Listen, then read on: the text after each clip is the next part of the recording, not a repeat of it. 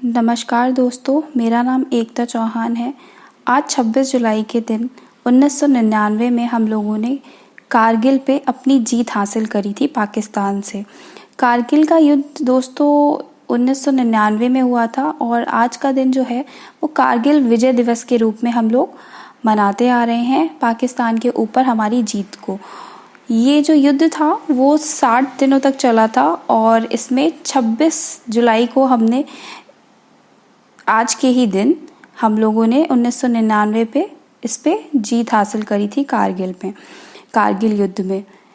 तो मैं सभी लोगों को जितने भी हमारे भारतीय फौजी हैं उनको और उनके परिवार को मैं शत शत प्रणाम करती हूँ कि जो हमें अपने देश को बचाने के लिए हमें अपने बेटे, भाई, पति समर्पित कर देते हैं अपने देश को। मतलब उनके खुद के प्रेम से बढ़कर उनके लिए उनका देश प्रेम है।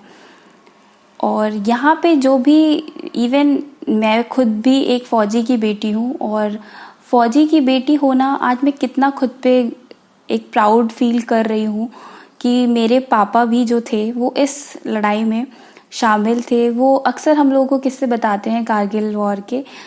दोस्तों, ये वीडियो बनाने का मकसद यही है क्योंकि मेरे जो पिताजी हैं, मेरे पापा हैं, वो भी आर्मी में हैं, अब तो रिटायर हो गए हैं। तो वो भी इस कारगिल वॉर का हिस्सा थे और जिस उन दिनों में जो हमारी मम्मी के मन में जो हमेशा चिंता रहती थी, वो रेडियो पे जब भी देशभक्ति गाने आते थे तो वो रोने लगती थी क्योंकि उन्हें हमेशा चिंता रहती थी कि पापा कैसे होंगे, उनके हस्बैंड कैसे होंगे।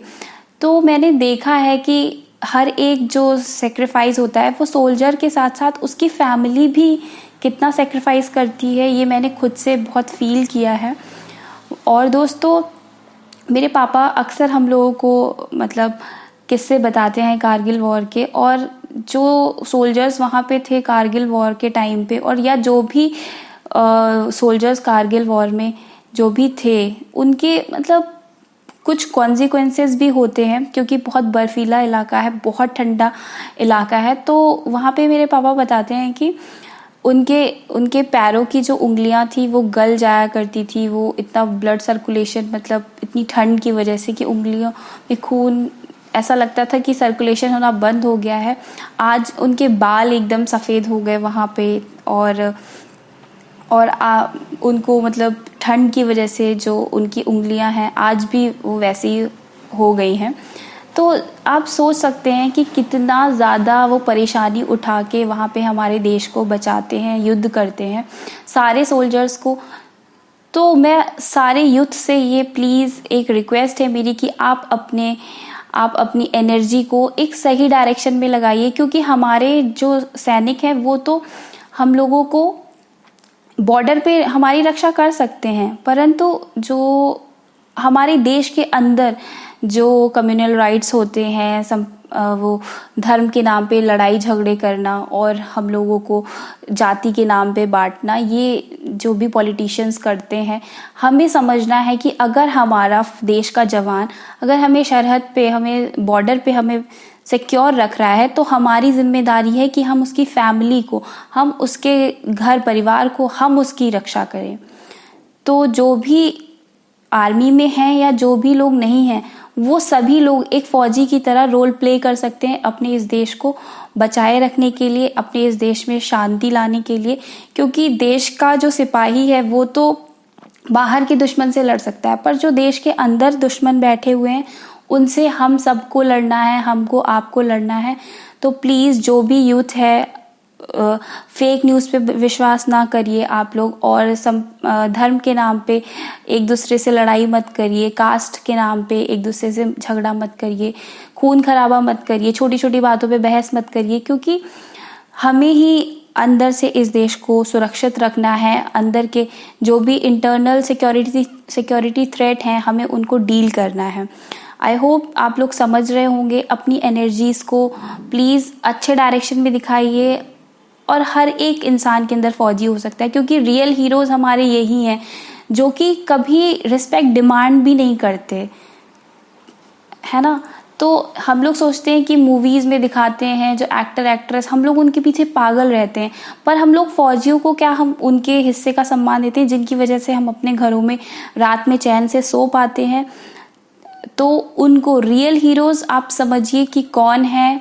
ठीक है, मैं ये नहीं कह रही हूँ कि आप लोग एक्टर एक्ट्रेस को फॉलो मत करिए, पर आप उसी सम्मान के साथ आप अपने सोल्जर्स को भी, उनकी फैमिलीज को भी उतना रिस्पेक्ट दीजिए, क्योंकि वो कहीं ज़्यादा रिस्पेक्ट और लव डिज़र्व करते हैं रादर देन एक्टर और एक्ट्रेस से, क्योंकि उनकी वजह से आज हम इस देश में जीवित हैं, जिंदा हैं, सेफ हैं।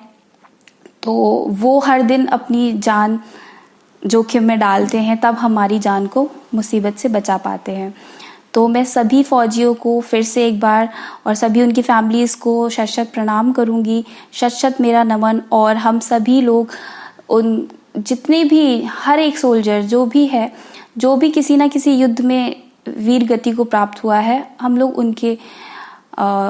उनकी आत्मा की शांति के लिए हम अपने अंदर के देश को, हमारे जो अंदर देश के दुश्मन बैठे हैं, हम उनसे लड़ सकते हैं। तो अपने अंदर का फौजी जगाइए आप लोग, चाहे वो फौज में हो या ना हो, उससे कोई फर्क नहीं पड़ता। हर इंसान के अंदर एक फौजी है, उसको जगाइए। और इसी के साथ मैं इस वीडियो को एंड करती हूँ। जय हिंद, जय भारत। प्लीज़ रिस्पेक्ट करिए हर एक सोल्जर और उसकी फैमिली की, और अपने अंदर के फौजी को जगाइए। Thank you so much for listening. Thank you so much once again. Happy Kargil Vijay Diwas आप सभी लोग।